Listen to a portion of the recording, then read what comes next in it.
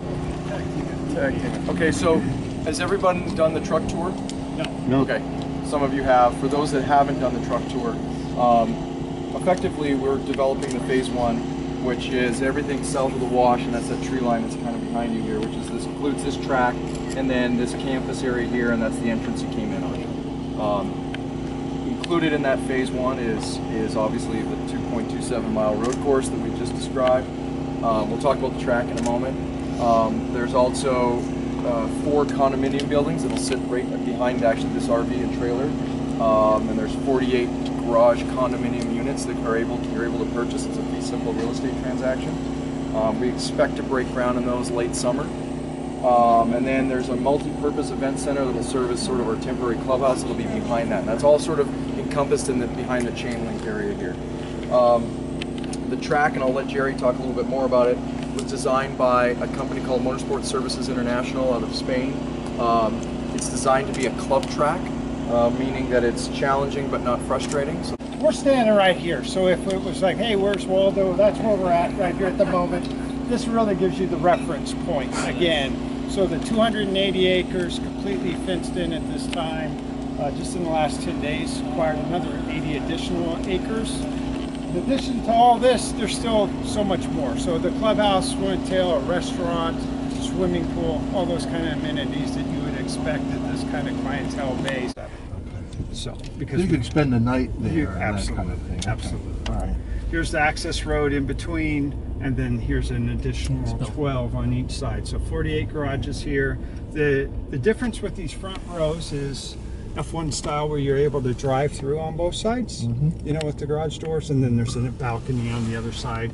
Obviously, with the others, you would just be looking at the back of the building, so that's why that's not. And being that all of you have been to a racetrack of some sort in your day, right? Yep.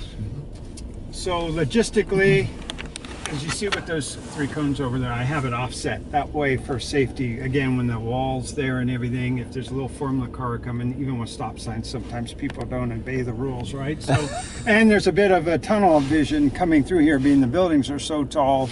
So I have it kind of staggered to really force people to slow down through there.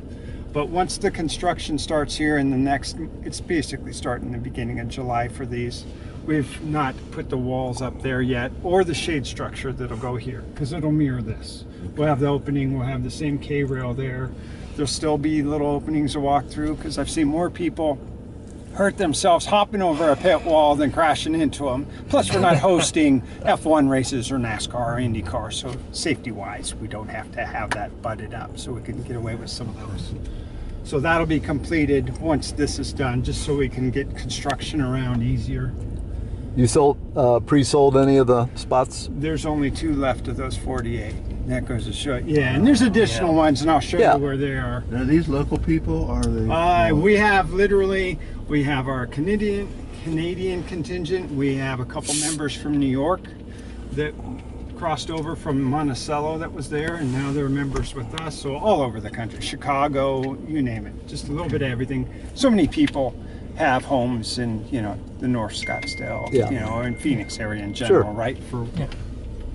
So width-wise, I'm sure you could see this is quite wide compared to most pit lanes, right? So let's pretend it's a Saturday in the fall, real busy, active day with members and guests. You could have Group 1 circulating on the track. Let's even say it's such a big day that these are part of Group 1. 5 minutes ago in the session, I kick everyone out of here. I can preload the second group in from, you know, that way, even have them staged on that access road, and then just keep everything rolling like a Rolex, you know, for timing and go through. We have safety lighting What system. are these cars?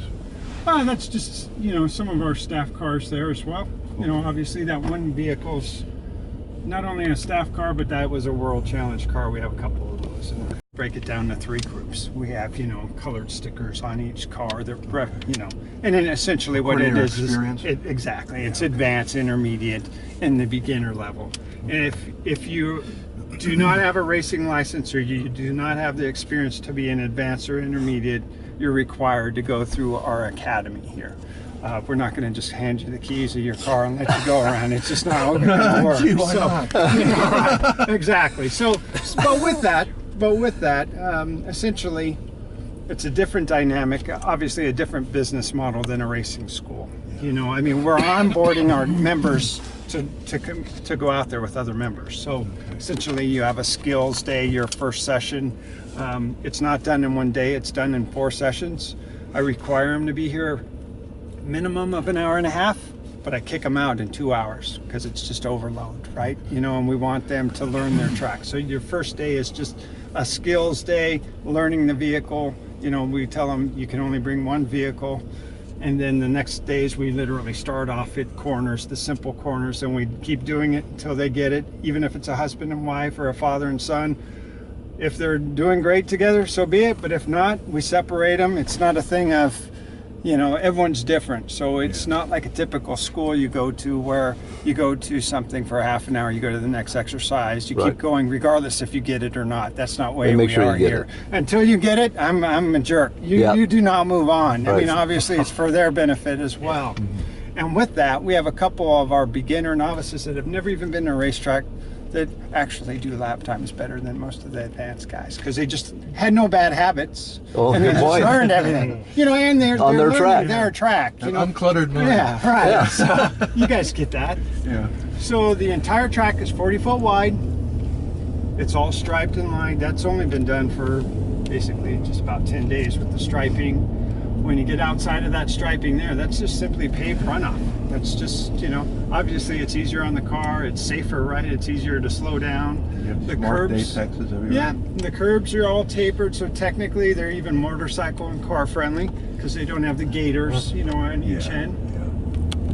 We have had, you know, a couple motorcycles here. We actually had some representatives from Ducati doing laps as well. Yeah, I was going to ask you that. Does the track have any other use besides the members?